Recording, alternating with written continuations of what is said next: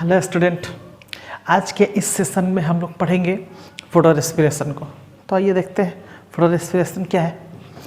बात अगर हम करें फोटो रेस्पिरेशन की,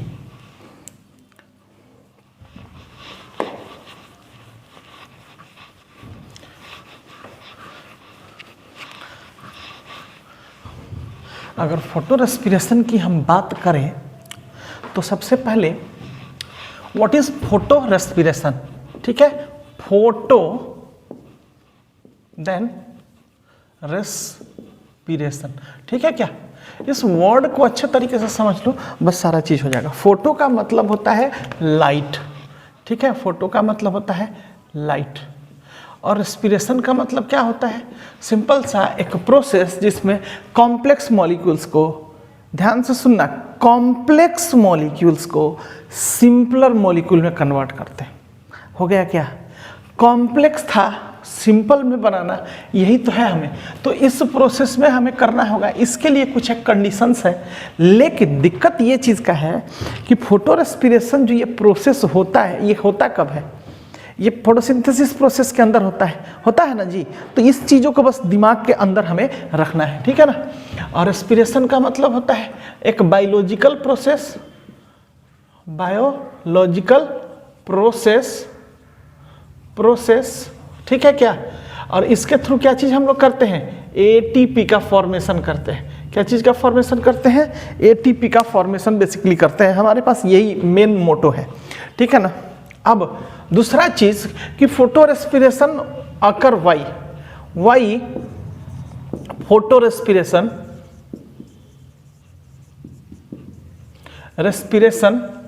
अकर, ठीक है क्या, कि भाई ये जो फोटो रेस्पिरेशन है मिलता क्यों है? तो एक लाइन के अंदर इसका जवाब हमें देना होगा कि फोटो रेस्पिरेशन के अंदर कि if O2 concentration increases, ध्यान से देखोगे, if O2 concentration increases and CO2 concentration decreases, ध्यान से सुन लेना और देख लो इसी बात को, और कुछ भी नहीं है इसके अंदर। क्या चीज का कॉन्सेंट्रेशन बढ़ गया? O2 का कॉन्सेंट्रेशन बढ़ गया और CO2 का कॉन्सेंट्रेशन क्या हो गया? घट गया। तो क्या हो जाएगा? फोटो रेस्पिरेशन मिलेगा। अगला question, condition for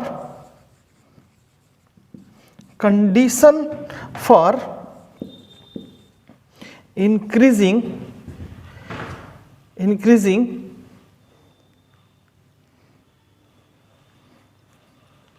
condition for occur photo respiration, कि भाई क्या कंडीशन है जिसके चलते हमारे को ये फोटो रेस्पिरेशन होने लगता है। या फिर कुछ ऐसा कह सकते हैं कि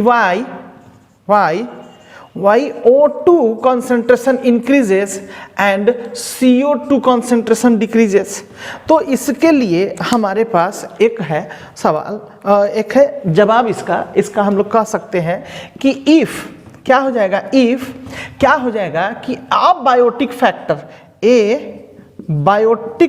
फैक्टर और इसी को हम लोग बोल सकते हैं physical condition changes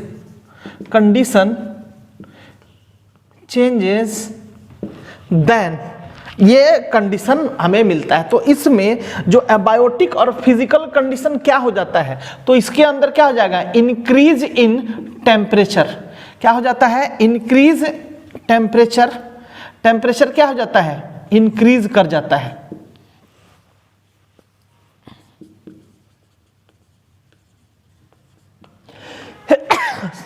sorry,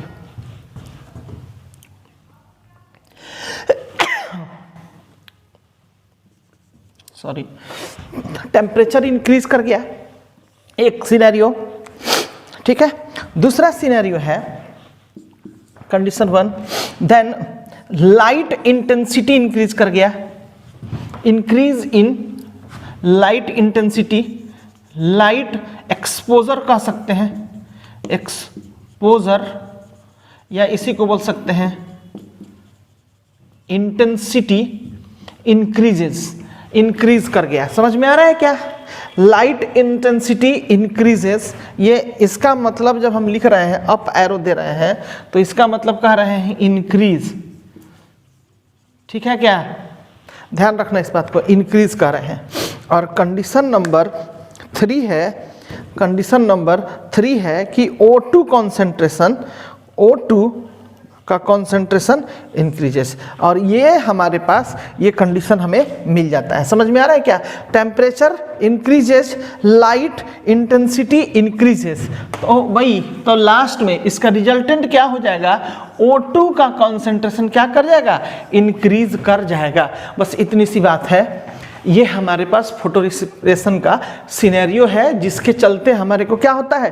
photo respiration देखने को मिलता है। क्लियर हो चुका है बात? चलो अब दूसरा बात इसी के साथ हम बात करते हैं। दूसरी बात कि भाई फोटो जो रेस्पिरेशन होता है इसका साइट कहाँ होता है? तो सेल के अंदर, ध्यान से सुनोगे, सेल के अंदर ये जो साइट होता है ये बेसिकली हमारे को क्लोरोप्लास्ट,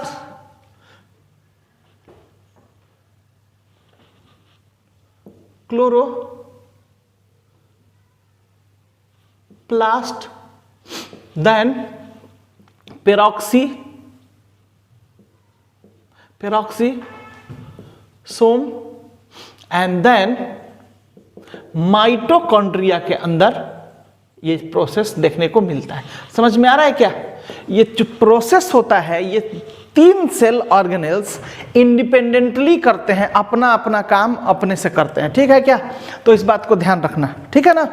तो ये जो साइट है इसका कहाँ है? सेल ऑर्गेनेल्स का एक पार्ट है, सेल ऑर्गेनेल्स है जिसको हम लोग बोलते हैं chloroplast, peroxisome and mitochondria. Clear हो गया?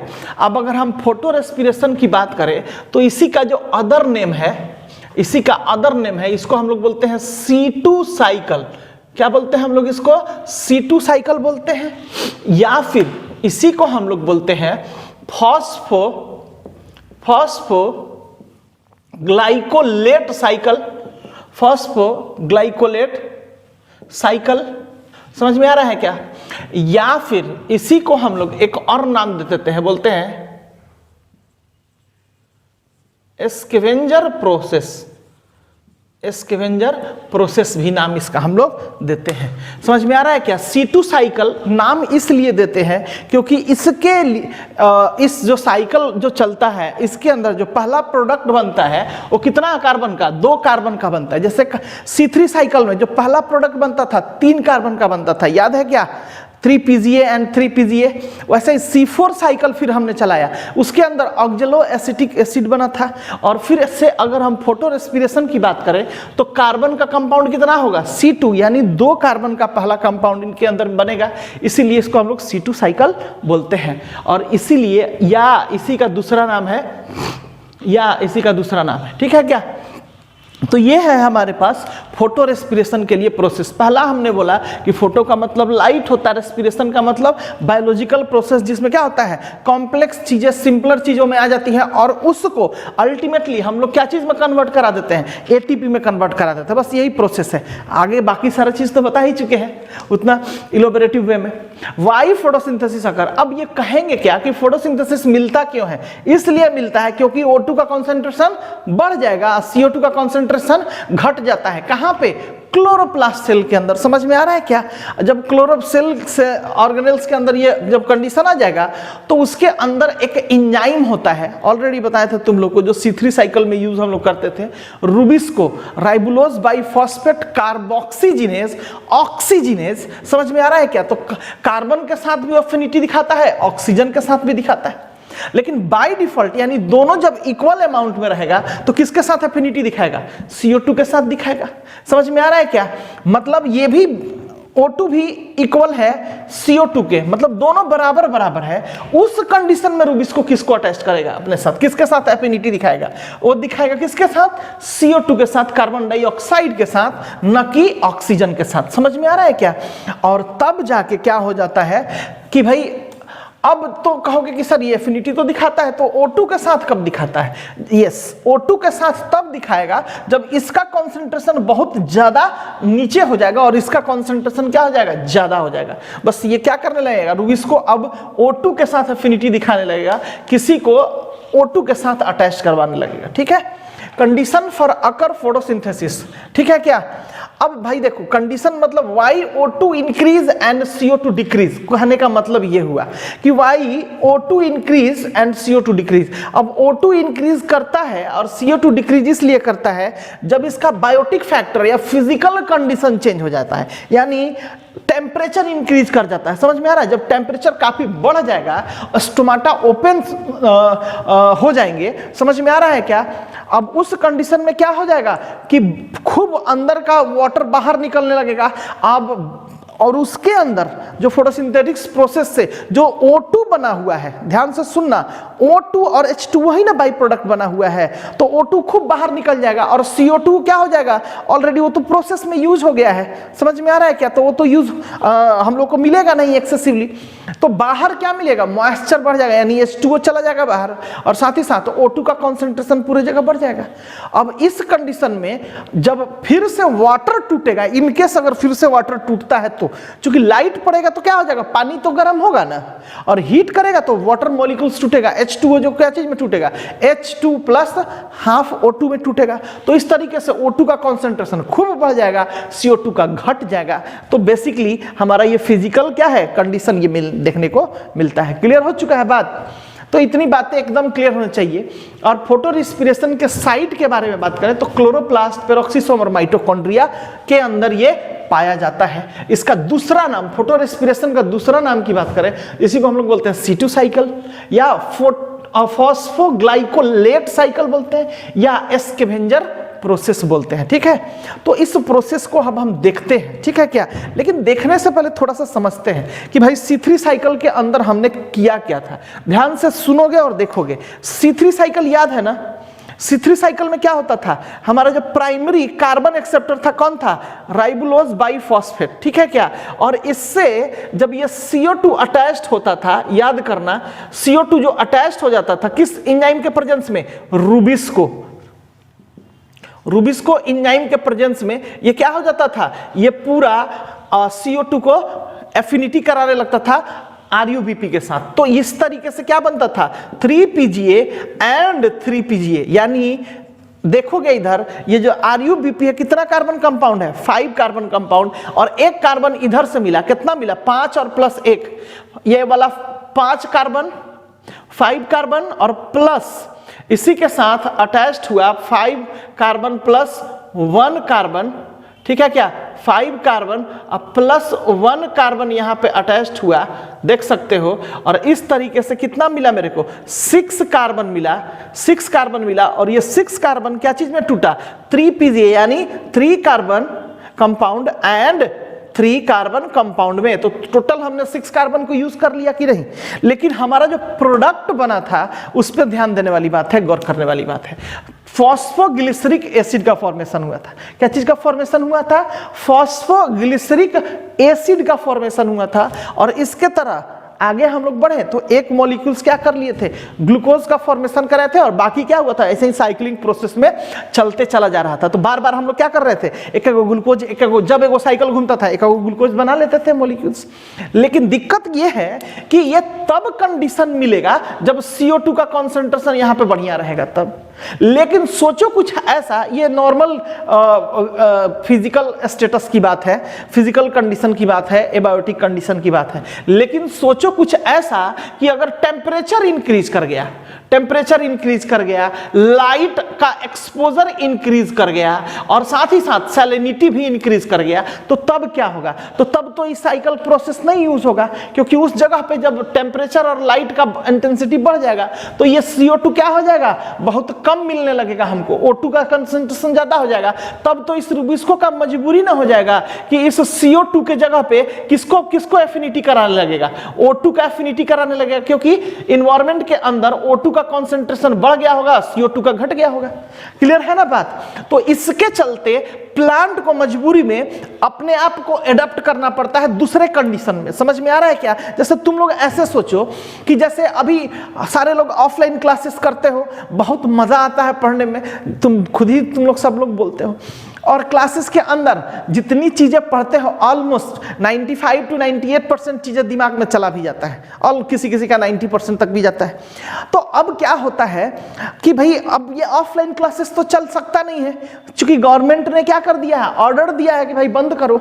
ये चीज मानने के लिए हम भी क्या है, बाध्य हैं, और तुम भी इस चीजों को मानने के लिए बाध्य हो, है कि नहीं? तो इस कंडीशन में पढ़ाई बंद नहीं हो सकता। हाँ, बिल्कुल नहीं होगा, होना ही नहीं चाहिए ना। लेकिन तब हमने क्या किया, एक ऑल्टरनेटिव सॉल्यूशन खोजा कि भाई पढ़ाई तो करना है ही, चाहे आज आओ, चाहे 2 महीना के बाद आओ, चाहे 6 महीना के बाद आओ, बिना पढ़े इससे काम चलेगा नहीं, क्योंकि ये सब फाउंडेशन का चीज है। और अगर ये सब चीजें नहीं जानोगे तो डॉक्टर बन नहीं सकते हो, सिंपल सा चीज। तो बेसिकली इस सब चीजों को जानने के लिए हम लोगों ने क्या किया, एक ऑल्टरनेटिव स्टडी हम लोगों ने स्टार्ट किया। समझ में आ रहा है क्या? और इसको हम लोग बोले ऑनलाइन स्टडी। बोले कि नहीं कि ऑनलाइन हम लोग पढ़ेंगे। समझ में आ रहा है क्या? ऑफलाइन नहीं, ऑनलाइन पढ़ेंगे। यानी एक लाइन के थ्रू कुछ एक मैसेज हम भेजेंगे एक लाइन में, और उसी लाइन के थ्रू क्या करोगे, अपना वो जो मैसेज है, जो ये वीडियोस है, समझ में आ रहा है, मोशन वीडियोस, ठीक है ना, लाइव क्लासेस, ये सब चीज तुम लोग क्या करोगे, वॉच करोगे और उससे पढ़ लोगे। यही ना है? ठीक वैसे ही इनके साथ भी बात है भाई, कि भाई ये कर नहीं सकते हैं, क्योंकि इसका जो एबायोटिक कंडीशन है, फिजिकल कंडीशन है, अलग हो चुका है।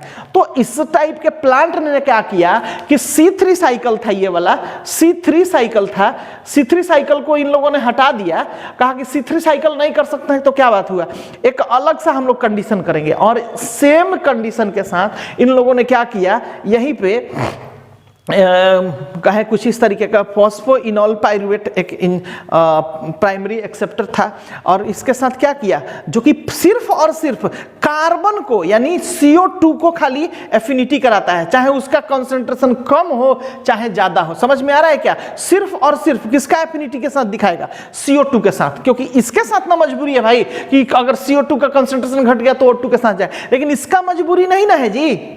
समझ में आ रहा है क्या? जैसे सारे लोगों का कंडीशन ये है कि भाई बहुत सारे टीचर ऐसे भी हैं जो कि क्या है, चाहते ही नहीं है किसी को पढ़ाना, या फिर क्या है कि उनके पास रिसोर्स ही नहीं है। समझ में आ रहा है क्या?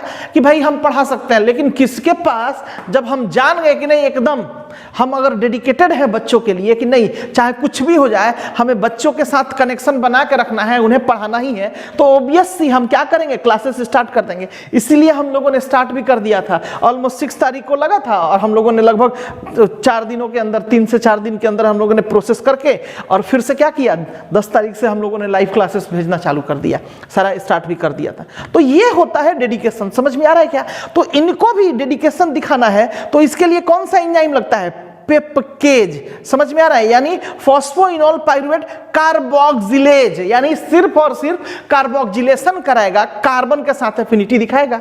तो जिसके चलते एक हमारे को 4 कार्बन कंपाउंड पहला हमारे को प्रोडक्ट मिला, जिसको बोलते हैं ऑक्जेलो एसिटिक एसिड, याद है? और इसी के बेसिस पे 4 कार्बन तो 4C4 साइकिल, 3 कार्बन का कंपाउंड, 3 कार्बन कंपाउंड, तो कौन सा साइकिल, C3 साइकिल। समझ में आ रहा है क्या?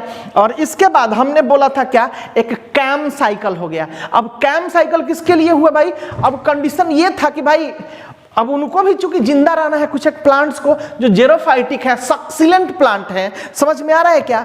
अब उस टाइप के प्लांट ने क्या किया, वाटर का जो अवेलेबिलिटी कम था, जहां पे वाटर का जो मात्रा था, पानी बहुत कम जहां अवेलेबल है, उसको कंपनसेट करने के लिए, उसको मैनेज करने के लिए, समहाउ जिंदा रहने के लिए क्या किया, उन लोगों ने एक अपना प्रोसेस एक स्टार्ट किया, फोटोसिंथेसिस प्रोसेस, जिसको हम कैम साइकिल बोलते हैं, क्रैसुलिशियन एसिड मेटाबॉलिज्म। अब क्रैसुलिशियन क्यों बोलते हैं, तो तुम थोड़ा सा यहाँ पे हम बता चुके हैं ऑलरेडी क्रैसुलिसियन, क्योंकि ये जो कैम था, जो ये साइकिल था, सबसे पहले कौन सा फैमिली के अंदर देखा गया? क्रैसुलिएसी फैमिली के अंदर देखा गया था। समझ में आ रहा है क्या? एक लाइक हम कह सकते हैं कैक्टस, एलोवेरा, मतलब इस टाइप का, उसी टाइप का एक वहाँ पे पहले एक प्लांट था, उसी के अंदर क्रैसुलिसियन फैमिली के अंदर हम लोगों ने नोटिस किया था। बेसिकली इसको रैनसम एंड थॉमस ने बेसिकली किया था। तो इसीलिए समझ में आ रहा है, ध्यान से सुनना, इसीलिए उसका नाम हमने कैम साइकिल बोला था। समझ में आ रहा है क्या? और इसके बारे में तो सब तुम लोग जानते ही हो। बाकी तो ये चीजें तो हो गई, लेकिन अब फोटो रेस्पिरेशन, यानी जब ये कंडीशन हो गया और उनके पास ये एनाटॉमी है, मतलब न, चूंकि ये सिफर साइकिल ने क्या किया, एक एनाटॉमी अपने शरीर के अंदर ही बदलाव कर लिया, क्रेंज एनाटॉमी लगा लिया था, ठीक है ना। लेकिन भाई अब इन कुछ एक प्लांट है जिनको ये कर नहीं सकते हैं, तो उनको मजबूरी है कि भाई जो हालात है उसी के साथ हमें क्या करना पड़ेगा, हम लोगों को सिचुएट करना पड़ेगा, यानी उसी के साथ हम लोग को टाइम स्पेंड करना पड़ेगा, उसी के साथ करना पड़ेगा। समझ में आ रहा है क्या? जैसे खुद ऐसे ही समझ लो कि बहुत सारे बच्चे जो नीट करना चाहते हैं और कहीं इधर उधर चले जाते हैं पढ़ने के लिए, अल्टीमेटली लास्ट में क्या होता है, फिर से घूम के आते हैं कि नहीं, तो सेचुरेट करते करते करते लास्ट में पहुंचते हैं। शुरू में आ जाते तो शायद उनके लिए शुरू से ही आसान हो जाता है उनके लिए नीट करना, है कि नहीं? तो यही सारा चीज है। तो बेसिकली ये प्रोसेस है, और इस प्रोसेस को कंपनसेट करने के लिए अब हम लोगों ने फोटो रेस्पिरेशन स्टार्ट किया। तो आइए हम लोग देखते हैं फोटो रेस्पिरेशन के बारे में। तो सबसे पहले इसका 3 लोकेशन बनाएंगे, क्लोरोप्लास्ट, पेरोक्सिसम एंड माइटोकॉन्ड्रिया। तो देखोगे, होप सो सबको सारा चीज क्लियर हो रहा है। अगर किसी तरह का कोई दिक्कत है तो मेरे से डायरेक्ट कांटेक्ट कर सकता है, ठीक है? ठीक है, सबका जितना भी ऐप के ऊपर जा रहा है, सारे लोग को बता रहे हैं कि सारा लोग जो भी क्वेश्चन है उसके ऊपर रेज करो, सबका पैरेलली हम क्वेश्चंस का आंसर दे रहे हैं, देते जा रहे हैं, ठीक है? और कुछ एक लोग है क्या कर रहा है, बिना लेक्चर पढ़े क्या कर रहा है, क्वेश्चन कर दे रहा है। समझ में आ रहा है क्या? एक नया टाइप बुक पढ़ता है और बुक में एक नया टाइप का देखा वर्ड ना, तो बस तुरंत पूछ लिया, एगो दूगो लेक्चर देखने के बाद। पूरा लेक्चर देखता ही नहीं है सब, समझ में? तो थोड़ा सा इस बात को भी तुम लोग ध्यान रखोगे कि भाई जैसे क्लास आफ्टर क्लास ना, कि एक क्लास में सब चीज खत्म कर दें, नहीं ना पॉसिबल है ये चीज, ठीक है? अगर वैसे कर देंगे तो फिर पता चलेगा कि सब तुम ही लोग को बाउंस कर जाएगा। तो थोड़ा सा इस बात को ध्यान रखोगे बेटा, और पेशेंसली तुम लोग थोड़ा पढ़ाई करोगे। क्लास जैसे जैसे लेक्चर जा रहा है उसके बेसिस पे तुम लोग पढ़ोगे, ठीक है? क्योंकि हम तो एक दिन में हम भेज भी देंगे। जैसे शुरू के अंदर ही क्या हुआ था, 1.5 घंटा का बन गया था क्लास, तो सारे लोगों ने बोला सर 1.5 घंटा कैसे पढ़ेंगे, अभी खुद ही तुम लोग बोला था, तब उसको छोटा छोटा किया गया ना। तो थोड़ा सा समझो बेटा कि कंडीशन क्या है और हम लोगों को करना क्या है, ठीक है ना? क्योंकि हम लोग क्या चीजें हैं, इस चीजों को कंपनसेट ही कर रहे हैं। समझ में आ रहा है क्या? ऑनलाइन कोई जरूरी नहीं था कि हम स्टार्ट ही करते, लेकिन चूंकि तुम लोग का फ्यूचर का बात है, इसीलिए हम डेडिकेटेड हैं। चाहे कुछ भी हो जाए, तुम लोगों के साथ हमारा जो पढ़ाई का जो वे है खत्म नहीं होना चाहिए तुम लोगों के साथ, ठीक है ना? ठीक है, थोड़ा बहुत ऊपर नीचे सबके साथ अलग अलग कंडीशंस आता है, ठीक है? मेरे साथ भी कंडीशंस है, तो अलग अलग कंडीशंस है, लेकिन उसको हम लोग क्या कर सकते हैं, टॉलरेट करते हुए ना आगे बढ़ेंगे। हाँ, तो ध्यान रखना इस बात को। अब इसके अंदर की बात करें तो ये जो प्रोसेस है, कहा जाता है कि बेसिकली ये फालतू का प्रोसेस है, वेस्ट प्रोसेस है। तो कहता है लोग कि क्यों वेस्ट प्रोसेस है जी? वेस्ट प्रोसेस इसलिए है क्योंकि भाई इस प्रोसेस के अंदर हमें अल्टीमेटली एक्चुअली में हमारा क्या होना चाहिए था, शुरू में हमको मिल जाना चाहिए था, शुरू जो प्रोडक्ट बना उसी के अंदर क्या हो जाता, 3PGA बन जाता, लेकिन नहीं बना है। समझ में आ रहा है? चूंकि O2 आ गया था। अब इसके चलते क्या हुआ, हमने जब O2 के साथ बाइंडिंग किया जो प्राइमरी एक्सेप्टर था, अब उसके चलते क्या हुआ, कॉम्प्लेक्स सा स्ट्रक्चर बन गया, और उसको फिर प्रोसेस करते करते उसको हम लोग क्या किया, सिंपल फॉर्म में बनाया। समझ में आ रहा है क्या? अब इसके अंदर क्या होता है, हमारा बेसिकली कुछ इस तरीके की बात करें कि 1/4 जो होता है हमारा कार्बन बेकार चला जाता है। यानी 1/4 का मतलब 3/4 का मतलब देखोगे, मतलब 4 में 3 हम यूज कर पाते हैं, 4 गो में 1 गो हम यूज नहीं कर पाते हैं। समझ में आया? कितना 1 2 3 4 कितना हुआ टोटल? अगर ऐसे बात करें, देखोगे ऐसे 1 2 3 4 समझ में आ रहा है क्या? एक को यूज कर लिए, दो को यूज कर लिए, तीन को यूज कर लिए, और इसको हम लोग यूज नहीं कर पाते हैं। समझ में आ रहा है?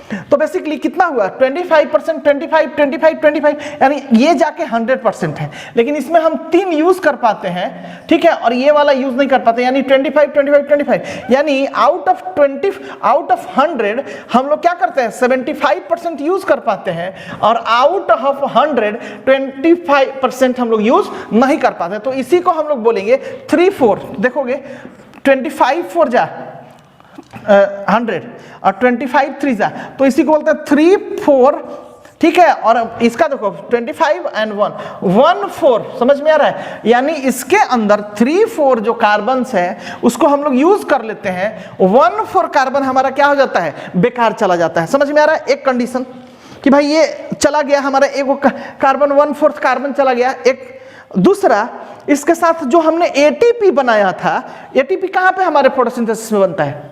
ओबियस लाइट रिएक्शन में ही बेटा बनता है ना। अरे बाबा याद है कि नहीं तुम लोगों को? हाँ, तो एटीपी हमने बनाया था लाइट प्रोसेस में, यानी लाइट फेज के अंदर, अब उसको भी ये लोग यूज कर जाते हैं। समझ में आ रहा है क्या? एक तो ये भी गया और ये एक तो ये भी गया, तो ये वेस्ट नहीं, हम कह सकते हैं क्या? डबली वेस्ट प्रोसेस हो गया कि नहीं? तो ये बेसिकली हम कह सकते हैं photorespiration is a doubly waste process हो गया, डबली वेस्ट प्रोसेस हो गया। समझ में आ रहा है क्या?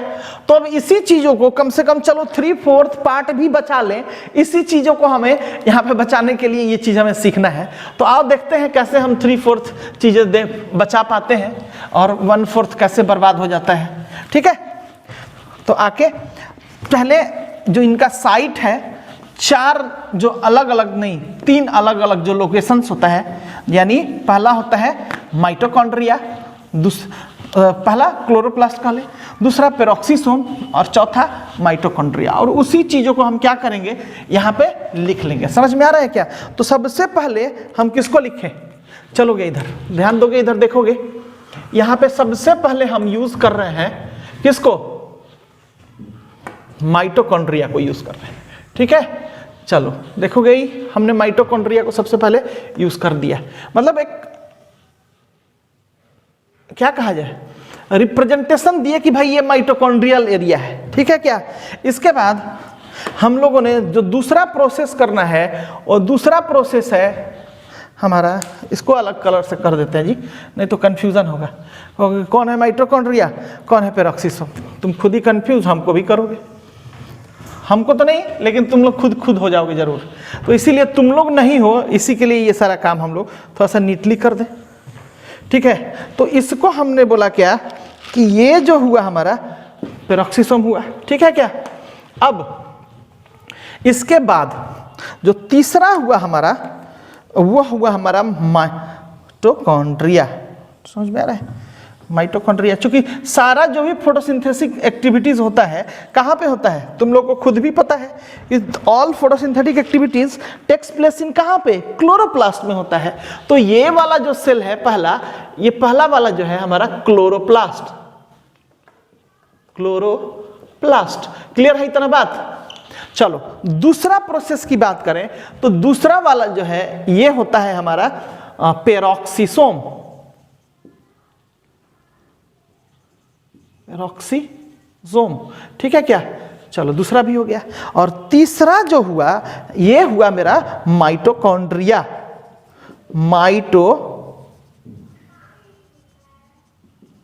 माइटोकॉन्ड्रिया। क्लियर हो गया ना इतना बात? सारा तीनों अलग अलग लोकेशन को हम लोग जान गए कि कौन क्या है, कहां पे है। क्लियर हो गया? चलो थोड़ा सा सीधा कर ले इसको अच्छे से, बहुत कंसंट्रेट होके देखोगे, बहुत ही इंपॉर्टेंट है। समझ में आ रहा है क्या? तो सबसे पहले हमने बोला था क्या कि ये कंडीशन क्या है भाई जिसके चलते फोटो रेस्पिरेशन स्टार्ट होता है। तो सबसे पहला कंडीशन की अगर हम बात कर ले, ध्यान से देखोगे, सबसे पहला कंडीशन की बात करें तो हमारे पास हम जानते हो कि RUBP as a primary acceptor होता है, और ये कोई एक चीजें को हम लोग को रिसीव करवाता है, और इसके लिए जो एंजाइम होता है वो कौन होता है? रूबिस्को। समझ में आ रहा है क्या? कौन सा एंजाइम?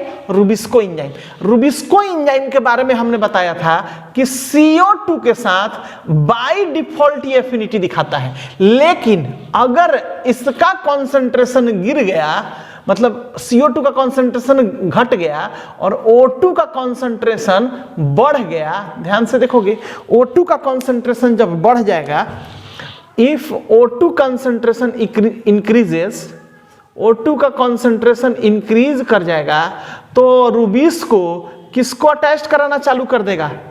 देखोगे किसको अटैच कराना चालू करेगा जी? इसी O2 को अटैच कराना चालू कर देगा कि अब अगर O2 इस प्रोसेस में इन्वॉल्व हुआ तो ये 5 कार्बन कंपाउंड, 5 कार्बन कंपाउंड, समझ में आ रहा है ना? 5 कार्बन कंपाउंड के साथ एक ऑक्सीजन अटैच्ड होगा, जिसके चलते ये कितना कार्बन टोटल रहेगा मेरे पास? 5 कार्बन रहेगा। और इसके थ्रू जो प्रोडक्ट बनेगा मेरा, ध्यान से देखोगे, इसके थ्रू जो मेरा प्रोडक्ट बनेगा वो पहला बनेगा 3PGA। ध्यान से देखोगे 3PGA कितना कार्बन कंपाउंड? सब जानते हो। अब प्लस ये बनता है फॉस्फोग्लाइकोलेट। ठीक है क्या? देख लो बहुत अच्छे तरीके से ये दो चीजें बनता है। पहला जो है फॉस्फोग्लाइकोलेट, ये 2 कार्बन कंपाउंड है, और 3PGA जो है कितना है? 3 कार्बन कंपाउंड है, 3 कार्बन कंपाउंड है। ये बातें क्लियर हो जानी चाहिए। हो गया ना? तो 3 carbon plus 2 carbon, 3 carbon plus 2 carbon कितना हुआ? 5 कार्बन हो गया। देखो 5 कार्बन का हिसाब किताब लेके चले था, मतलब we have started with RuBP that have 5 carbons and that is actually get affinated with किसके साथ? कौन अटैच्ड हुआ? O2 अटैच्ड हुआ and that converted into phosphoglycolate and 3PGA। समझ में आ रहा है क्या? ये क्या चीज में कन्वर्ट हुआ? 3 carbon molecules, 3 carbon molecules 3PGA यानी 3 फॉस्फोग्लिसरिक एसिड के फॉर्म में प्रेजेंट हुआ, और साथ ही साथ जो अगला प्रोडक्ट इसके साथ बना वो बना फॉस्फोग्लाइकोलेट का। कौन सा बना? फॉस्फोग्लाइकोलेट का बन गया, जो कि कितना कार्बन कंपाउंड है? 2 कार्बन कंपाउंड वाली। तो अब बेसिकली यही तो है कॉम्प्लेक्स फॉर्म में। इसी चीजों को अब हमें सिंपलर फॉर्म में लेके जाना है, और इसी के लिए हमें थोड़ा सा लंबा चौड़ा प्रोसेस करना पड़ेगा।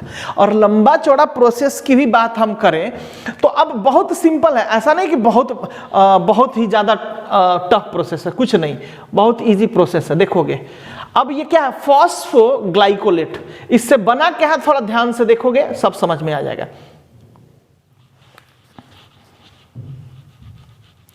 फॉस्फोग्लाइकोलेट से बना ग्लाइकोलेट। क्या बन गया जी? देखोगे इधर बहुत अच्छे तरीके से, ये ग्लाइकोलेट बन गया। 2 कार्बन कंपाउंड ये भी बना, ध्यान रखना इस बात को, ये भी 2 कार्बन कंपाउंड ही बना। लेकिन भाई पहले फॉस्फोग्लाइकोलेट था, अब खाली ग्लाइकोलेट बच गया। यानी क्या चीज इसमें से निकला है? ओबियस, इससे निकला है हमारा फॉस्फेट। एक हमारा फॉस्फेट इससे निकल चुका है, और साथ ही साथ अब ग्लाइकोलेट अगर निकले, फॉस्फेट अगर निकलेगा तो इसके लिए H2O का एंट्री कराना होगा, यानी ये हाइड्रोलिसिस प्रोसेस कराया जाएगा। और इसके अंदर जो बेसिकली हम अगर एंजाइम की बात करें तो एक एंजाइम लगेगा जिसको हम लोग बोलते हैं फॉस्फेट को निकालने वाला फॉस्फेटेज। फॉस्फेटेज समझ में आ रहा है क्या? ये फॉस्फेटेज एंजाइम के चलते ये फॉस्फोग्लाइकोलेट, ध्यान से देखोगे, एक इनऑर्गेनिक फॉस्फेट यहां से लिबरेट आउट कर गया, बाहर निकल गया, और जिसके चलते एक वाटर मॉलिक्यूल्स एंट्री किया, ये ग्लाइकोलेट में कन्वर्ट किया, और ग्लाइकोलेट देन ये कहां पे पहुंच चुका है? पेरोक्सिसोम के अंदर। तो ये बेसिकली जो प्रोसेस हुआ क्लोरोप्लास्ट के अंदर हुआ है, क्या हुआ कि ऑक्सीजन का जो कॉन्सेंट्रेशन है इंक्रीज कर गया है, और CO2 का जो कॉन्सेंट्रेशन है डिक्रीज किया। तो rubisco have no any other option कि भाई ये O2 के साथ एफिनिटी इसका दिखाएगा, तो दिखा रहा है, चलो ठीक है, उसी कंडीशन से बना 3PGA प्लस 3 फॉस्फोग्लाइकोलेट बना। ग्लाइकोलेट में से एक फॉस्फेट निकल गया, H2O यहां पे इंटर कर गया, तो यहां पे क्या हुआ? ग्लाइकोलेट का फॉर्मेशन हुआ। अब ये ग्लाइकोलेट हमारा कहां पे पहुंच गया? ये पहुंच गया पेरोक्सिसोम के पास। तो देखोगे ग्लाइकोलेट, अब चूंकि हमने बोला था कि इनके बारे में दिक्कत क्या है कि ये लोग सारे लोग क्या करते हैं, इंडिपेंडेंटली अपना काम स्टार्ट करना चाहते हैं, यानी शुरू भी अपने से करेंगे और खत्म भी अपने से करेंगे। ये नहीं कि ग्लाइकोलेट ये बना दिया तो उसी से आगे का प्रोसेस हम कर दें ना, ये लोग क्या करेंगे, पहले ग्लाइकोलेट को लेंगे, लेने के बाद उसको एज अ सबस्ट्रेट बनाएंगे और फिर उसको फिर से प्रोसेस करना चालू करेंगे। समझ में आ रहा है? यानी हर कोई अपना अपना काम इंडिपेंडेंटली करता है। ठीक है, तो देखो ग्लाइकोलेट अब हमारे पास है एज अ सबस्ट्रेट। समझ में आ रहा है क्या? ग्लाइकोलेट, ग्लाइकोलेट बहुत ही अच्छे तरीके से 2 कार्बन कंपाउंड है। अब इससे आगे की अगर हम बात करें तो ये जो चीज है बदल जाता है ग्लाइऑक्सिलेट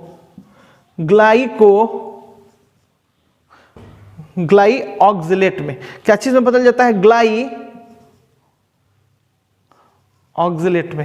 ग्लाइऑक्सिलेट में बदल जाता है। ऑक्सिलेट में ये कन्वर्ट हुआ है, किसके चलते ये हुआ है? अब बेसिकली हुआ क्या है, इसके अंदर ग्लाइकोलेट था, ग्लाइऑक्सिलेट हुआ, यानी इसके साथ ऑक्सीजनेशन हुआ है। क्या हुआ है? ऑक्सीजिनेज एंजाइम के चलते ऑक्सीजन का एंट्री कराया गया है, जिसके चलते जब O2 आएगा और ये वाटर यहां पे एंट्री किया था, ध्यान से देखोगे O2 यहां पे आ गया, H2O यहां पे एंट्री किया था, तो H2O के साथ जब O2 अगर अटैच्ड होगा, एक मॉलिक्यूल्स अगर O2 आ जाएगा तो क्या हो जाएगा, थोड़ा सा देख लो इसको तुम लोग बहुत अच्छे तरीके से। तो O2 यहां पे जब एंट्री करेगा तो H2O ऑलरेडी है और ये वाला एगो मॉलिक्यूल्स, एक मॉलिक्यूल्स का मतलब समझते हो ना, एक मॉलिक्यूल्स ऑफ O2, चूंकि O जो होता है सिंगल प्रेजेंट होता नहीं है, तो मतलब अगर एक मॉलिक्यूल्स अगर हमें और अगर बताना होगा तो क्या कहेंगे? O, तो O तो फॉर्म में होता नहीं है, तो बेसिकली अब क्या कहें, O2 कर दें और इसको आधा कर दें तो हो जाएगा ना O, एगो मॉलिक्यूल्स, तो इसीलिए हम इसको बोलते हैं O2। तो अब यहाँ पे O2 यहाँ अटैच्ड हुआ तो H2O ऑलरेडी और एक आ गया तो H2O बन गया कि नहीं, H2O2। तो बेसिकली इसी को हम लोग बोलते हैं हाइड्रोजन पेरोक्साइड। समझ में आ रहा है क्या? क्या चीज का फॉर्मेशन किया? हाइड्रोजन पेरोक्साइड का फॉर्मेशन किया। अब हाइड्रोजन पेरोक्साइड का फॉर्मेशन तो कर दिया, अब लेकिन यहां पे एंजाइम यहां पे यूज हो जाता है कैटालेज। कैटालेज हमने बताया था एक बात, और इसके चलते क्या हो जाता है, यहां से लिबरेट आउट H2O यहां से बाहर निकल जाता है। समझ में आया? इस प्रोसेस से ही H2O बाहर निकल गया। देखो पेरोक्सीसोम के थ्रू ये बाहर निकल चुका है। समझ में आ रहा है क्या? तो इस बातों को काफी अच्छे तरीके से ध्यान से यहां देखोगे, क्योंकि ये बहुत ही इंपॉर्टेंट स्टेप है। ग्लाइकोलेट को हमने 2 carbon compound glyoxylate 2 carbon compound में बदला, और इसके लिए क्या हुआ, ऑक्सीजिनेज यानी ऑक्सीजनेशन प्रोसेस हुआ। O2 एंटर किया H2O के साथ, तो यहां पे देखो कैटालेज एंजाइम के थ्रू ये निकल गया। और दूसरी बात हमने बताया था रूबिस्को के बारे में कि rubisco is the most abundant enzyme on this earth. सबसे ज्यादा कोई एंजाइम इस पृथ्वी पे पाया जाता है, वो कौन सा एंजाइम है, रूबिस्को एंजाइम है। और सेकंड फास्टेस्ट एंजाइम की बात किए थे, समझ में आ रहा है कौन सा, कैटालेज। समझ में आ रहा था क्या कि सेकंड फास्टेस्ट एंजाइम है, बहुत तेजी के साथ मतलब सेकंड पोजीशन पे है जो कि रिएक्ट करता है। समझ में आ रहा है? और ग्लाइऑक्सिलेट से क्या बनेगा, ग्लाइऑक्सिलेट हमारा यहां पे बन गया। देखो ग्लाइकोलेट से ग्लाइऑक्सिलेट बन गया ना। इतना बात सबको क्लियर है कि नहीं? सबको क्लियर होनी चाहिए। समझ में आ रहा है क्या? और अब ये जो है ध्यान से देखोगे, और अब जो है अब ये बहुत ही इंपॉर्टेंट स्टेप होने जा रहा है, और ये बन जाएगा ग्लाइसिन के अंदर। क्या चीज के अंदर बदल जाएगा, ग्लाइसिन में बदल जाएगा। समझ में आ रहा है क्या? और ये जब ग्लाइसिन में बदलेगा तो ध्यान दोगे, ग्लाइसिन में बदलने के लिए, इसको ग्लाइसिन में बदलने के लिए हमारे को इसके अंदर क्या चीज का एंट्री कराना पड़ेगा, NH3 यानी अमोनिया का एंट्री कराना पड़ेगा। NH3 का एंट्री कराना पड़ेगा, यानी NH3 का मतलब क्या हुआ, अमोनिया। यानी अमोनिया का जब एंट्री कराएंगे, अमोनिया एंट्री कराएंगे तो उसको क्या बोलेंगे, अमोनिफिकेशन। तो यहां पे क्या हम लोग एंजाइम कौन सा यूज करेंगे, उसके लिए यहां पे एक एंजाइम भी तो यूज करना पड़ेगा जो अमोनिया को लेके आए, यहां पे इसके साथ अटैचमेंट कराए, तो इसको बोलते हैं ट्रांस एमिनेज या ट्रांस एमाइनेज, जो भी बोलना है, ट्रांस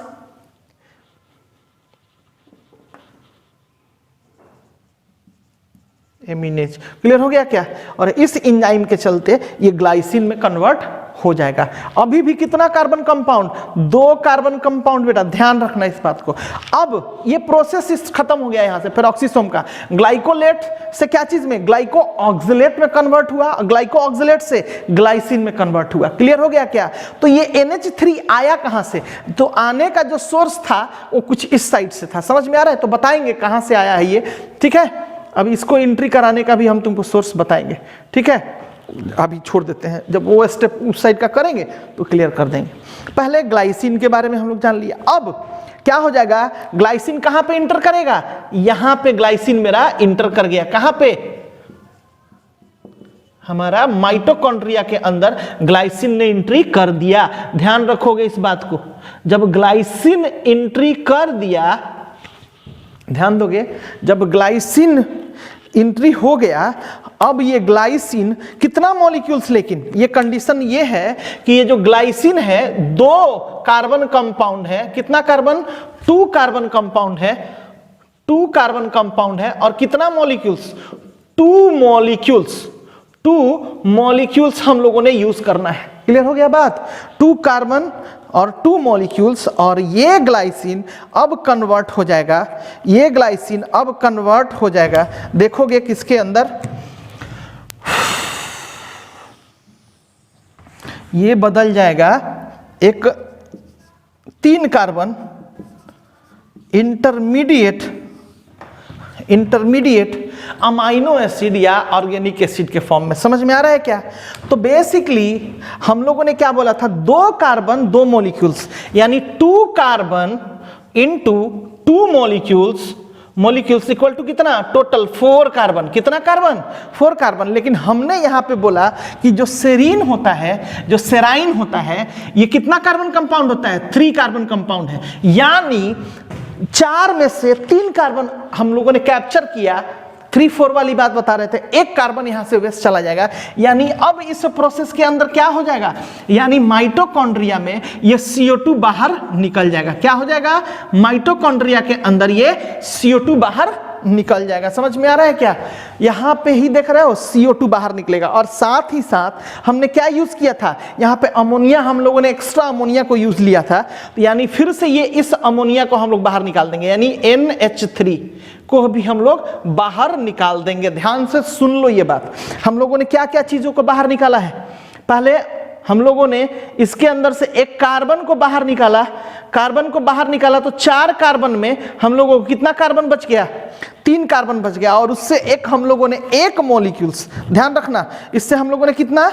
1 मॉलिक्यूल्स ही, सिर्फ 1 मॉलिक्यूल्स हमने सेरीन का फॉर्मेशन किया। 1 मॉलिक्यूल्स, ठीक है? तो इसमें क्या किया? 1 CO2 बाहर निकला और 1 NH3 का हम लोगों ने बाहर निकाला। यानी फिर से यहां पे कौन सा? अमोनिया को हमने बाहर निकाल दिया। ध्यान रखना इस बात को, अमोनिया को हमने बाहर निकाला। और साथ ही साथ जब अमोनिया को बाहर निकाला तो अमोनिया को बाहर निकालने के पीछे पर्पस ही था कि इसको निकालेंगे तो कुछ एनर्जी इधर से उधर डिस्टेबलाइज होगा। और इस प्रोसेस के दरमियान क्या करेंगे हम लोग? रिडक्टेज यानी रिडक्शन प्रोसेस करा लेंगे। और इससे क्या हो जाएगा देखोगे तो इसके थ्रू हम लोग क्या कर रहे हैं? इस प्रोसेस के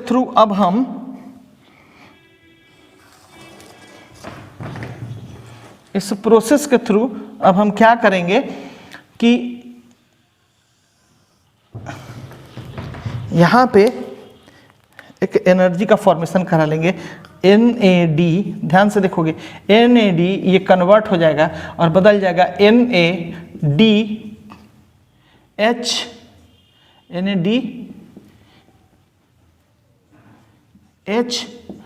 प्लस के अंदर, ठीक है ना? ध्यान दोगे ये बात बदल गया, यानी NADH2 रफली जो लिखते हैं हम, ठीक है?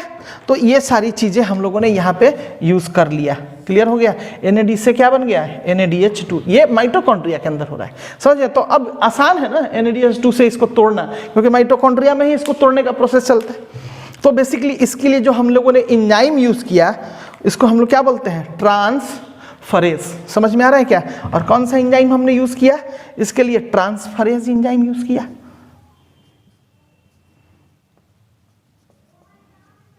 ट्रांसफरेज एंजाइम हमने यूज किया। क्लियर हो गया बात? अब हमारे को सेरीन मिल चुका है। क्लियर हो चुका है? अब ये सेरीन जो है अब कहां पे एंट्री करेगा?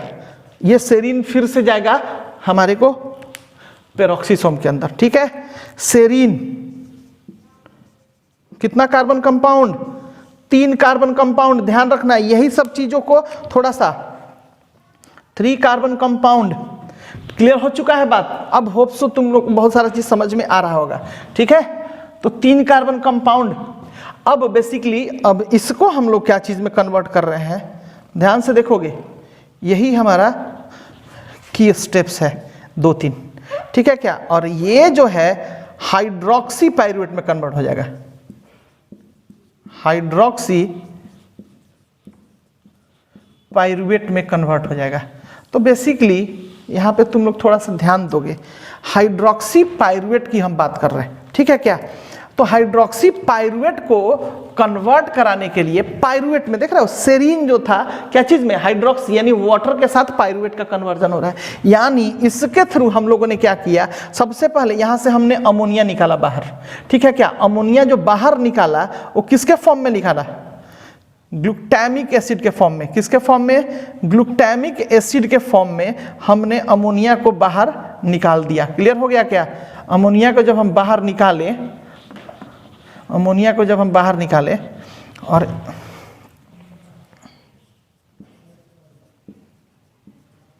ग्लूटामिक एसिड, ठीक है, ग्लूटामिक एसिड बना। और इस तरीके से ये जो कन्वर्ट हुआ, ये जो कन्वर्ट हुआ क्या चीज के अंदर कन्वर्ट हो गया?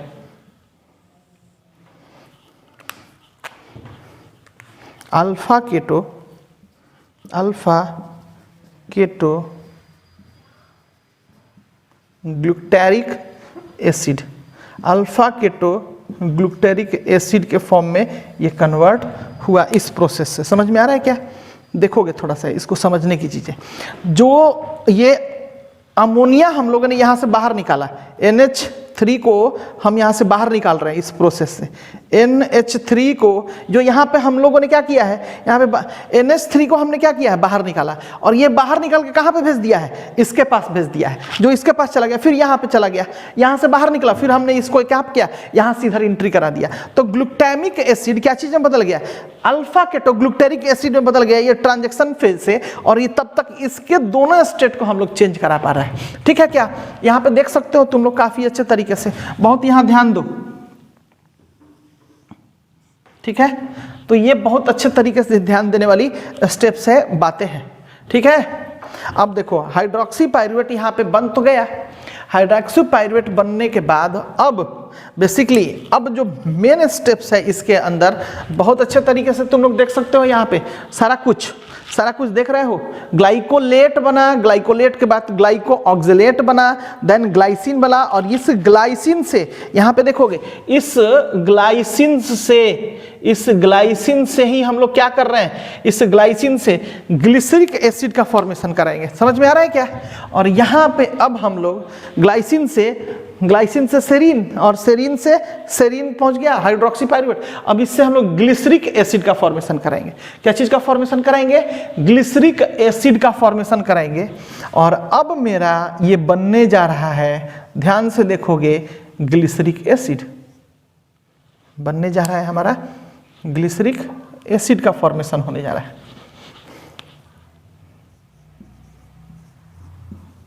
ग्लिसरिक एसिड बन गया। अब देखो ग्लिसरिक एसिड तो बन गया। कितना कार्बन कंपाउंड बेटा? 3 कार्बन कंपाउंड। ध्यान देना इस बात को। ये भी कितना कार्बन कंपाउंड? 3 carbon compound. अब ये तो यहां पे भी एक एंजाइम यूज होगा, समझ में आ रहा है? और ये वाला कौन सा एंजाइम होगा? Transaminase enzyme.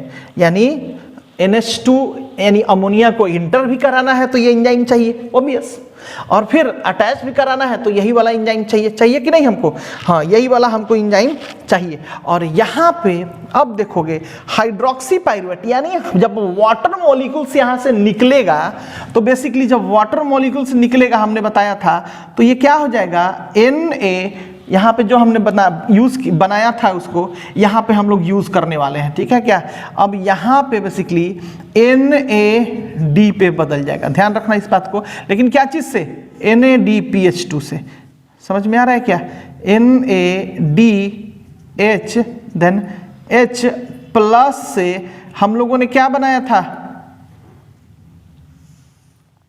NAD में बदल जाएगा। क्लियर हो गया? और ये बदल गया मेरा ग्लिसरिक एसिड, और इसके लिए जो एंजाइम लगा उस एंजाइम को हम लोग बोलते हैं रिडक्टेज। ध्यान से देखोगे,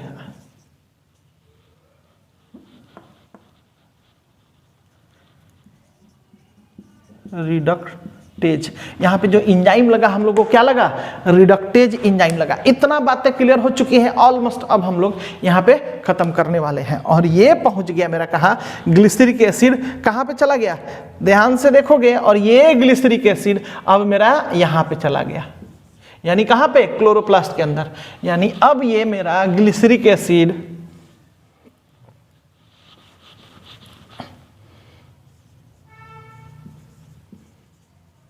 ग्लिसरिक एसिड को ही हम लोग ग्लिसरेट बोल सकते हैं ना जी, ध्यान रखना इस बात को। ग्लिसरिक एसिड को ही हम लोग ग्लिसरेट भी बोल सकते हैं, ठीक है? तो ये पहुंच गया हमारा कहाँ पे? हमारे क्लोरोप्लास्ट के अंदर। और फिर अब ग्लिसरिक एसिड्स में अगर ध्यान से देखोगे, अगर ग्लिसरिक एसिड के अंदर PGA या 3PGA कह लो, 3PGA का कन्वर्जन करा देंगे, और ये क्या हो जाएगा? यहां से ATP, जो ATP हमारे पास है उसके अंदर ATP, एडिनोसिन ट्राइफॉस्फेट, समझ में आ रहा है क्या? इसके अंदर से ये टूटेगा और बन जाएगा ADP प्लस IP, समझ में आ रहा है क्या? और यही वाला जो इनऑर्गेनिक फॉस्फेट है जब ग्लिसरिक एसिड के साथ जुटेगा तो इसका नाम हो जाएगा फॉस्फोग्लिसरिक एसिड। और इस तरीके से हम लोग ये जो फॉस्फोग्लाइकोलेट था इसको अल्टीमेटली हमने इसमें और इसमें दो अलग अलग चीजों में कन्वर्ट करा लिया और इसको यूज कर लिया। अब बाद में हम लोग इस प्रोसेस को कहाँ फिर से रेस्पिरेशन प्रोसेस में लेके जाएंगे। समझ में आ रहा है क्या? तो देखो कितना लंबा चौड़ा प्रोसेस है। वेस्ट प्रोसेस क्यों है?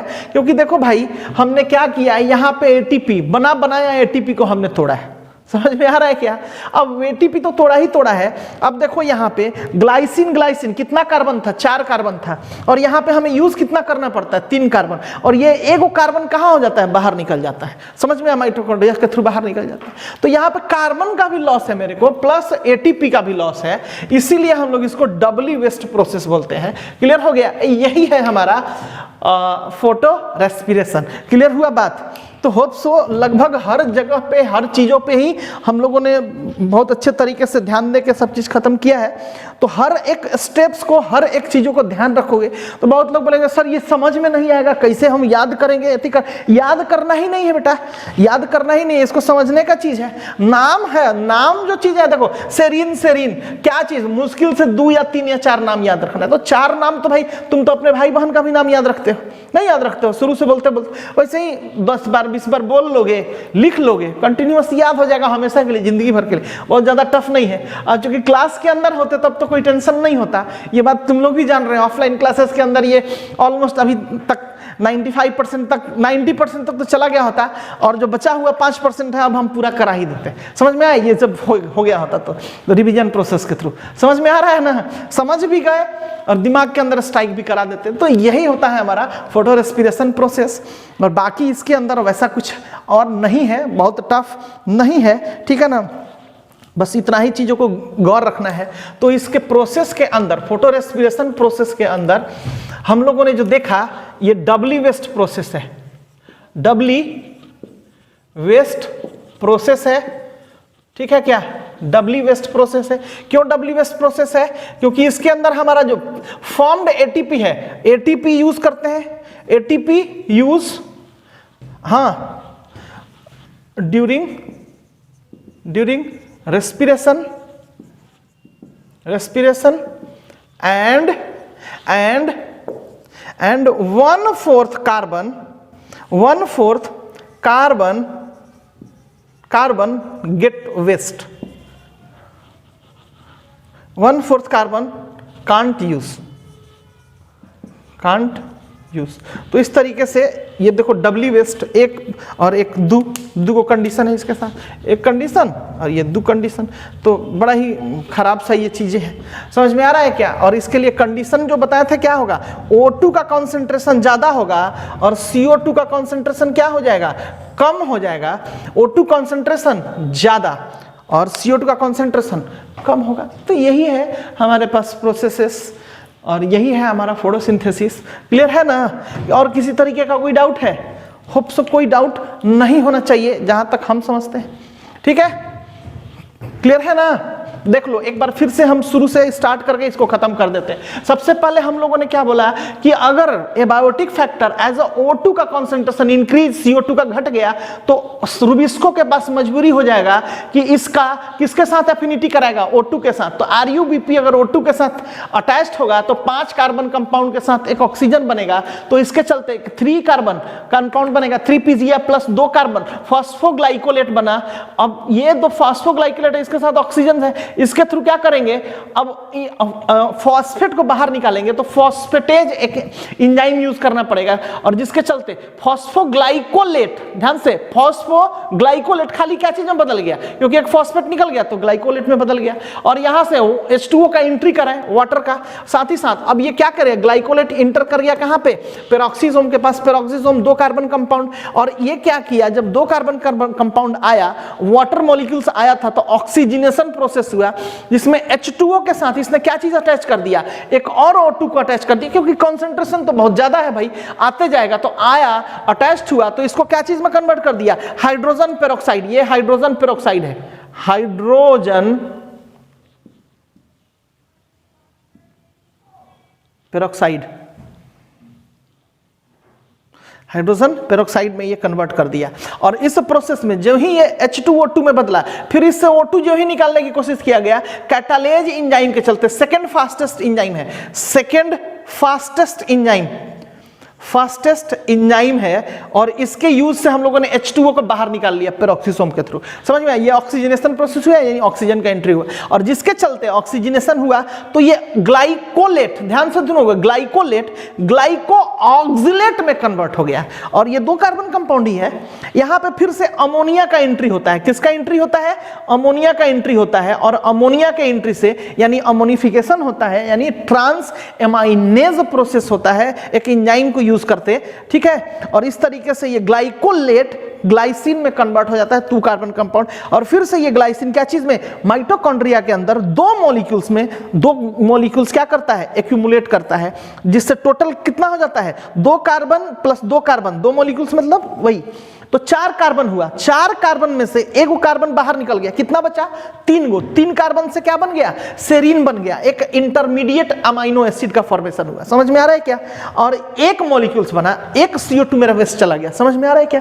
और इसके थ्रू अब ये जो प्रोसेस हुआ, डिकार्बोक्सिलेशन प्रोसेस हुआ, कार्बन का बाहर निकलना, और अमोनिया यहाँ डीअमोनिफिकेशन, मतलब अमोनिया का बाहर जाना। तो इस तरीके से क्या हो गया कि ये ट्रांसफरेज एक एंजाइम आया, जिसने NAD से NADH2 में कन्वर्ट करा दिया। समझ में आ रहा है क्या? और इस तरीके से सेरीन फिर से कहां पे इंटर कर गया, पेरोक्सीसोम में। पेरोक्सीसोम में जब ये प्रोसेस हुआ, 3 कार्बन कंपाउंड ट्रांस एमाइनेज के चलते NH3 यानी अमोनिया बाहर निकला, और जब अमोनिया बाहर निकला तो क्या हुआ, ये ग्लूटामिक एसिड में कन्वर्ट हो गया, और फिर से ये ग्लूटामिक एसिड जब ये फिर से इसको दिया, तो एक अमोनिया इधर दिया, तो इसके चलते अब फिर क्या चीज में कन्वर्ट हुआ, अल्फा केटोग्लूटारिक एसिड में कन्वर्ट हुआ।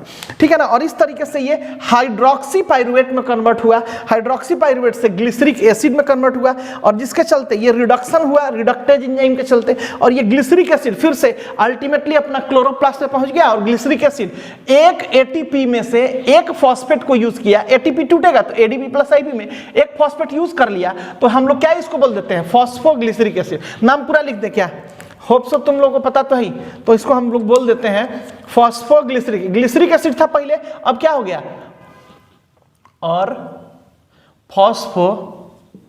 फॉस्फोग्लिसरिक एसिड, ठीक है, फॉस्फोग्लिसरिक एसिड हम लोगों ने इसको बोल दिया। हो गया क्या क्लियर? तो इस तरीके से हमारे को 2 फॉस्फोग्लिसरिक एसिड मिल गया और इस तरीके से फोटो रेस्पिरेशन भी यहाँ पे खत्म होता है। तो जल्दी से राइट डाउन करोगे, लिखोगे, ठीक है।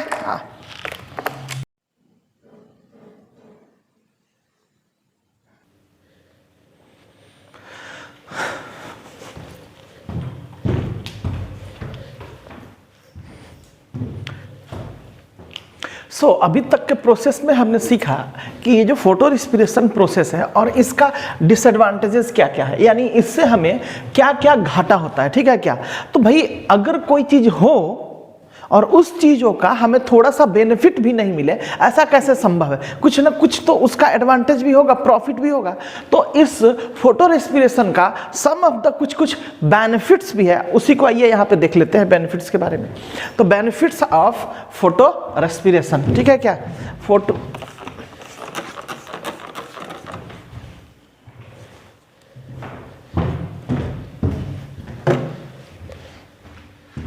बेनिफिट्स ऑफ फोटो रेस्पिरेशन की हम बात कर लेंगे यहाँ पे, क्योंकि अभी तक हमने बोला था क्या इसके बारे में कि it is Dabali waste process. ये वेस्ट प्रोसेस है और एक नहीं, हमने बोला था डबली वेस्ट प्रोसेस है और बताया भी था रीजन क्यों भाई डबली वेस्ट प्रोसेस है, ठीक है। लेकिन अब अगर हम बात कर रहे हैं इसी से कंसर्न करके कि नहीं भाई ये डबली वेस्ट प्रोसेस ना होके अब कुछ इसका बेनिफिट्स भी है, यानी कुछ इससे हमें फायदा भी मिलता है, तो उसी फायदा को हमें देखना है यहाँ पे कि क्या क्या बेनिफिट्स हमें मिलता है देखने को, ठीक है क्या। तो जो इसके अंदर जो फोटो रेस्पिरेशन बेनिफिट्स की बात करें, देखोगे इधर ध्यान से, बेनिफिट्स की बात करें तो देखोगे इधर बहुत अच्छे तरीके से बेनिफिट्स की बात कर रहे हैं हम, ठीक है क्या। बेनिफिट्स के अंदर जो सबसे पहला जो हम लोगों ने बेनिफिट्स बोला क्या कि प्रोटेक्ट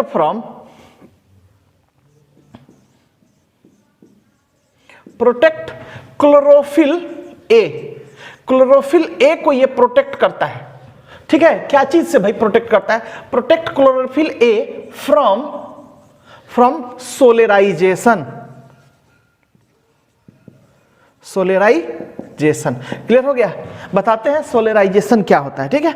अब सोलेराइजेशन तो हो गया, अब दूसरी इसी के अंदर जो दूसरा हमारे को इसके साथ बेनिफिट्स है, ये क्या करता है? डेसिपेशन ऑफ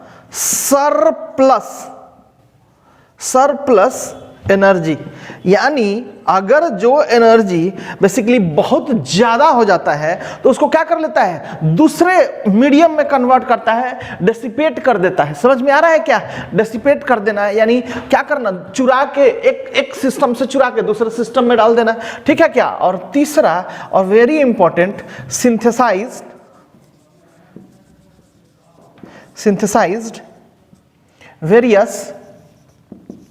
वेरियस केमिकल्स, ठीक है क्या। अब ये सिंथेसाइज वेरियस केमिकल्स, और इसके अंदर जो वेरियस केमिकल्स में जो होते हैं वेरियस केमिकल्स लाइक इसके अंदर हमें क्या देखने को मिलता है? अमाइनो एसिड हमें देखने को मिलता है। समझ में आ रहा है क्या? तो ये हमारे को इस फोटो रेस्पिरेशन प्रोसेस का बेनिफिट्स है। तो कहोगे कि कहां से अमाइनो एसिड बना है? तो देखोगे जाके ये जो ग्लाइसिन है, दिस इज द ग्लाइसिन, और ग्लाइसिन क्या है? एक टाइप का अमाइनो एसिड है, एक टाइप का एमिनो एसिड्स है, ठीक है क्या। Glyoxylate, it's a type of amino acids. और बात हम करें सेरीन का, तो serine is also a type of amino acids है। समझ में आ रहा है क्या?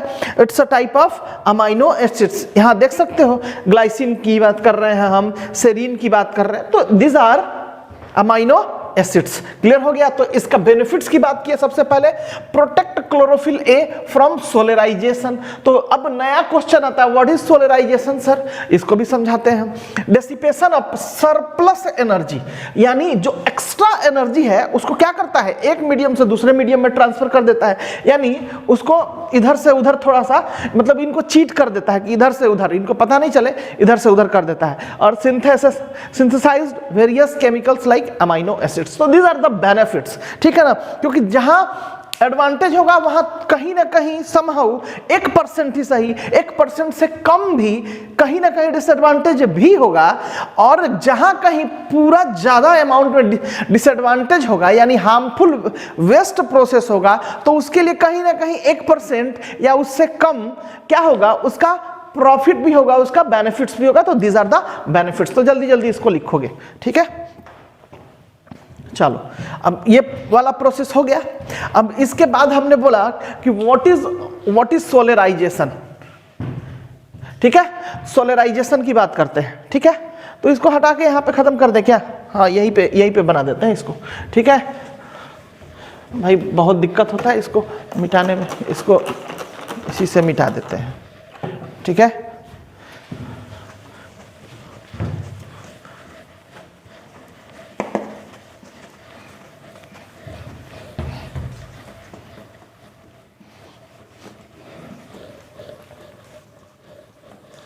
इससे आगे की बात करें तो सोलराइजेशन प्रोसेस की हम बात कर रहे हैं कि what is solarization.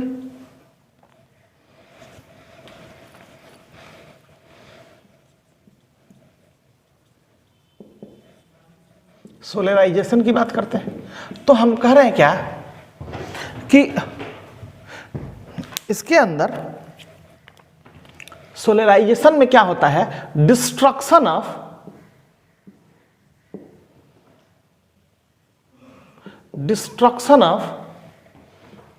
pigments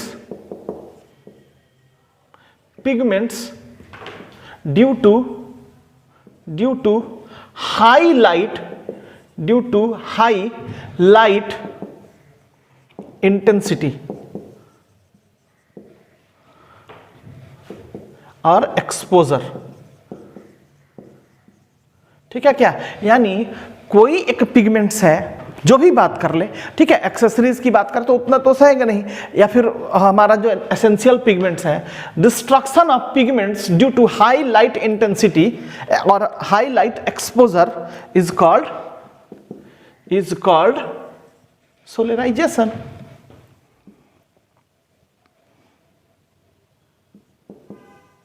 solarization clear हो गया है बात?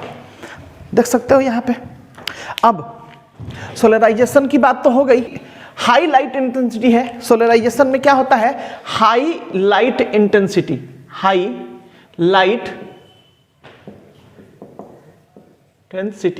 ठीक है क्या? तो जिसके चलते क्या हो जाता है, हमारा पिगमेंट से डिस्ट्रॉक्ट हो जाता है, यानी बर्बाद हो जाता है, खत्म हो जाता है। हाई टेम्परेचर के चलते उनका स्टेट चेंज हो जाता है, ठीक है क्या? अब सोचो, इस सोलराइजेशन का कोई ना कोई अपोजिट वर्ड भी तो होगा, यानी सोलराइजेशन हुआ यानी हाई लाइट इंटेंसिटी के चलते कुछ खत्म हो रहा है, तो कोई ना कोई चीज ऐसा भी होगा जो लो लाइट इंटेंसिटी के चलते क्या हो जाएगा, डिस्ट्रक्ट हो जाएगा। तो उसको हम बोलते हैं इटायोलेशन। एटायोलेशन, जिसको हम लोग क्या एटियोलेशन भी लोग बोलते हैं, एटियोलेशन, ठीक है? तो बेसिकली एटियोलेशन की अगर हम बात करें तो कहेंगे destruction of pigments due to low light intensity. Clear हो गया? अब अगर इटियोलेशन होगा, ठीक है, इटियोलेशन होगा तो कंडीशन कहें क्या होगा, कंडीशन फॉर इटियोलेशन, कंडीशन, और कह सकते हैं सिम्टम्स क्या क्या होगा, क्या चीज देखने को मिलेगा, तो हम समझ सकते हैं कि एटियोलेशन हुआ है। तो इसके अंदर जो सबसे पहला चीज होगा वो पहला होगा येलोइंग येलोइंग ऑफ लीफ, ठीक है, या लीप्स, ये प्लूरल फॉर्म में हो गया। और दूसरा elongated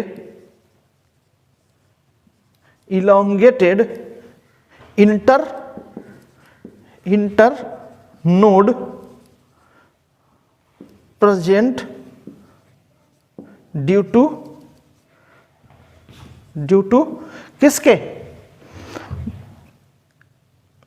anti gibberellins flavonoid, AGF, जिसको बोलते हैं ड्यू टू AGF, तो AGF को हम लोग बोलते हैं एंटी जिब्रेलिन्स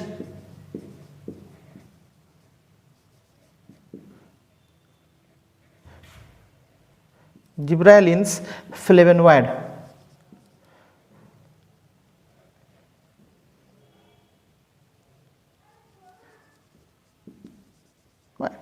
ठीक है क्या, तो ये हमारा इटियोलेशन का प्रोसेस हुआ। तो इस तरीके से हम लोग यहाँ फोटोसिंथेसिस को पूरी तरीके से ख़त्म करते हैं। सारे ही फैक्टर्स को समझ ले हैं कि भाई ज़्यादा अगर हुआ लाइट तो क्या होगा, हाई लाइट एक्सपोजर होगा, लो लाइट एक्सपोजर भी होगा तो क्या होगा। ठीक है, इसी के साथ यहाँ ख़त्म करते हैं इस सेशन को।